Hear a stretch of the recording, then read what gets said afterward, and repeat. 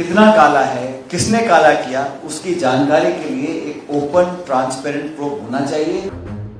अडानी समूह से जुड़ा विवाद बीजेपी और प्रधानमंत्री नरेंद्र मोदी का पीछा नहीं छोड़ रहा है।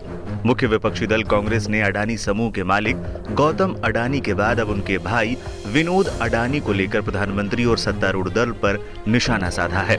कांग्रेस ने कहा है कि विनोद अडानी विदेश स्थित फर्जी कंपनियों के जरिए अडानी समूह में पैसे डाल रहे हैं और समूह की ही एक कंपनी से दूसरी कंपनी को कर्ज देकर बड़े पैमाने पर घपला कर रहे हैं। कांग्रेस ने सवाल उठाया है कि क्या सेबी और इन्फोर्समेंट डायरेक्टरेट को इस मामले की जांच नहीं करनी चाहिए। Open up, to be transparent, to live up to its own commitments. प्रधानमंत्री जी हमेशा बोलते थे ना खाऊंगा ना खाने दूंगा।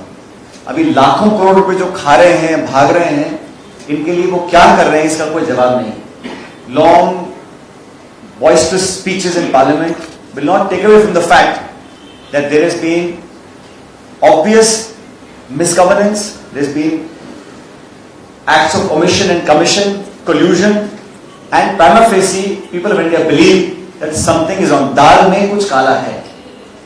कितना काला है, किसने काला किया, उसकी जानकारी के लिए एक ओपन ट्रांसपेरेंट प्रोब होना चाहिए। इसलिए भारत के पार्लियामेंट की अगर एक जॉइंट पार्लियामेंट्री कमेटी बनती है, उसके बनने से दूध का दूध, पानी का पानी आ जाएगा। मुझे लगता है कि भारत सरकार को और खासकर बीजेपी को they must come forward and open themselves up for this sort of a investigation।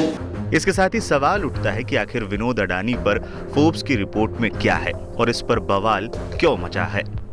Forbes वो पत्रिका है जिसने अरबपतियों की सूची जारी की थी और उसमें गौतम अडानी को दुनिया का तीसरा सबसे धनी आदमी बताया था। उसी फोर्ब्स ने अपने ताजा अंक में गौतम अडानी के बड़े भाई विनोद अडानी पर रिपोर्ट जारी की है।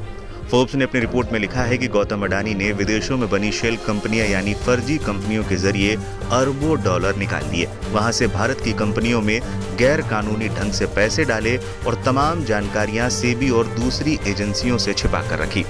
फोर्ब्स के मुताबिक विनोद अडानी ने Mauritius, Cayman Islands, Virgin Islands, Bahama, संयुक्त अरब अमीरात और सिंगापुर जैसे टैक्स हेवन यानी टैक्स बचाने के लिए जिन जगहों पर पैसे रखे जाते हैं, उन जगहों पर फर्जी कंपनियां बनाई हैं।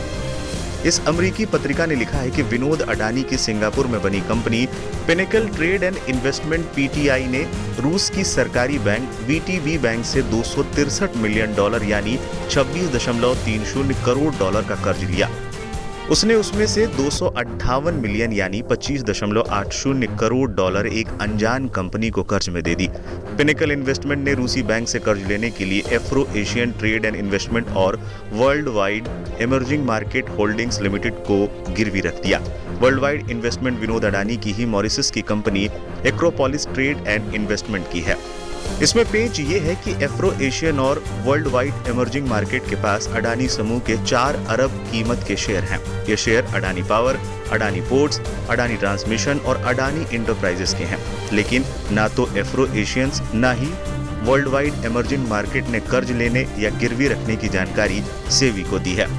फोर्ब्स की रिपोर्ट के अनुसार विनोद अडानी की एक और कंपनी है वकोदर इन्वेस्टमेंट। ये यूरोपीय देश साइप्रस में बनी है। साइप्रस टैक्स हेवन है यानी टैक्स बचाने के लिए वहां पैसे लगाए जाते हैं। वकोदर इन्वेस्टमेंट ने दुबई की एक कंपनी से 23 करोड़ डॉलर का कर्ज लिया और उसे अडानी स्टेट्स और अडानी डेवलपर्स की डिवेंचर खरीद लिए। आपको बता दें, डिवेंचर एक तरीके का कर्ज होता है जिस पर ब्याज मिलता है और एक निश्चित समय के बाद वो इक्विटी यानी शेयर में तब्दील हो जाता है। इसमें पेच ये है कि दोनों कंपनियां अडानी इंटरप्राइजेस की ही हैं।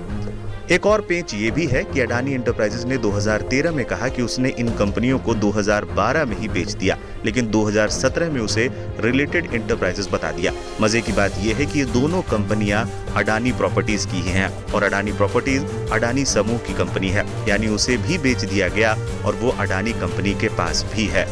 सबसे आपत्तिजनक बात यह कि अडानी समूह ने इस लेन देन का खुलासा सेबी के पास नहीं किया है। कांग्रेस ने इन्हीं मुद्दों पर बीजेपी को घेरा है और प्रधानमंत्री पर सवाल उठाए हैं। यानी अब गौतम ही नहीं, विनोद अडानी के मुद्दे पर भी कांग्रेस प्रधानमंत्री को घेर रही है।